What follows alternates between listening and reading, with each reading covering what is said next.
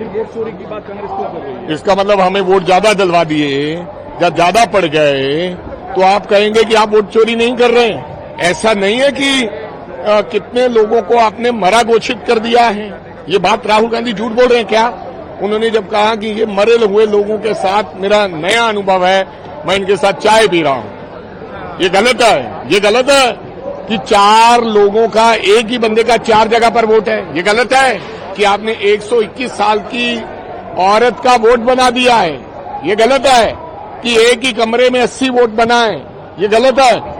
अगर ये गलत है तो प्रूव करो। लेकिन वोट तो बढ़ी ना आप लोगों की 24। वोट बढ़ने से मतलब नहीं है भैया। वोट बढ़ने से तो पॉपुलेशन भी बढ़ा है, वोट ऑटोमेटिकली बढ़ा है। हमारा वोट बढ़ने से क्या, हमें वोट चाहे कम पड़े, लेकिन आपने ये तो किया ना कि हरियाणा के अंदर 8 सीट पर 22,000 से हम हार गए। वोट तो हमारा बढ़ना ही था, लेकिन किस षड्यंत्र से आपने जहां जहां स्मॉल मार्जिन से आपने लूटने का काम किया। अब ये कहोगे कि वोट ज्यादा पड़ा है तो इसका मतलब मैं कह दूंगा कि आपको 15% वोट पंजाब में पड़ गया। कैसे पड़ गया वो?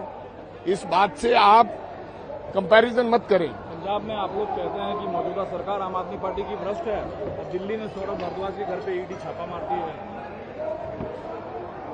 दोबारा पंजाब में आप लोगों का आरोप है मौजूदा सरकार पर कि सरकार करप्ट है। हाँ, और दिल्ली में सरकार चली गई, लेकिन ईडी का छापा सौरभ भारद्वाज के घर पड़ा मनी लॉन्ड्रिंग के मामले को लेकर। भाई देखो, मेरे को उस बात की जानकारी नहीं है, लेकिन मैं ये तो कहना चाहूंगा कि एजेंसियों का गलत इस्तेमाल हो रहा है देश के अंदर, इवन राज्यों के अंदर भी। जहां जहां कुछ ऐसे लोगों की सरकारें हैं, हमारी तो खुद पंजाब के अंदर ऐसा राज्य सरकार भी करती है, लेकिन ईडी का इस्तेमाल तो गलत हो रहा है। ये तो इसमें तो दो कोई राय नहीं। भ्रष्टाचार का आरोप नहीं है आपका आम आदमी पार्टी पर? मैं तो कह रहा हूं कि राज्य में आम आदमी पार्टी हमारे साथ वही करती है, वहां विजिलेंस आती है, लेकिन केंद्र में भी ईडी का दुरुपयोग तो हो रहा है।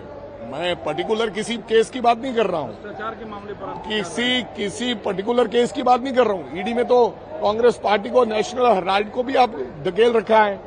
इसका मतलब जहां ईडी आएगी वो सत्य बोलती है। भूपेश बघेल जी के बेटे को बंद कर रखा है बिना किसी वजह से, बिना किसी नोटिस से। क्यों? क्योंकि भूपेश बघेल जी बन गए पंजाब के इंचार्ज, तो उनको रोकना है पंजाब के अंदर सरकार न बन जाए।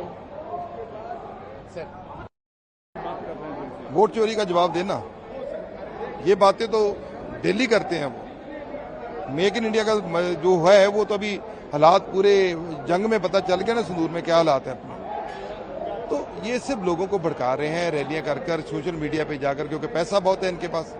लेकिन जो असलियत है वो राहुल गांधी जी ने पार्लियामेंट में और पार्लियामेंट के बाहर भी इनको बताई है, शीशा दिखाया है कि किस तरीके से ये लोग वोट चोरी करते हैं, लोकतंत्र की हत्या कर रहे हैं।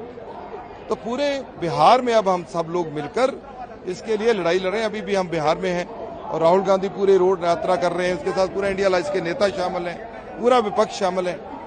तो ये डिक्टेटरशिप की और जो देश बढ़ रहा है उसकी लड़ाई कांग्रेस पार्टी, राहुल गांधी लड़ रहे हैं, और नरेंद्र मोदी और उनकी पूरी भारतीय जनता पार्टी तिलमिलाई हुई है। वही बीजेपी ये भी कह रही है कि 2024 लोकसभा चुनाव में पिछले 35 साल में कांग्रेस को सबसे ज्यादा वोट मिला, तो फिर वोट चोरी की बात। देखिए मेरी बात सुनिए, जहां बहुत ज्यादा तादाद में लोग कांग्रेस के पक्ष में, वहां जी चोरी नहीं कर पाते। जहां फर्क ही 1,00,000 2 लाख का है, वहां क्या चोरी करेंगे? जो छोटे मार्जिन वाली सीटें इनको पता होता है, वहां पे चोरी करते हैं।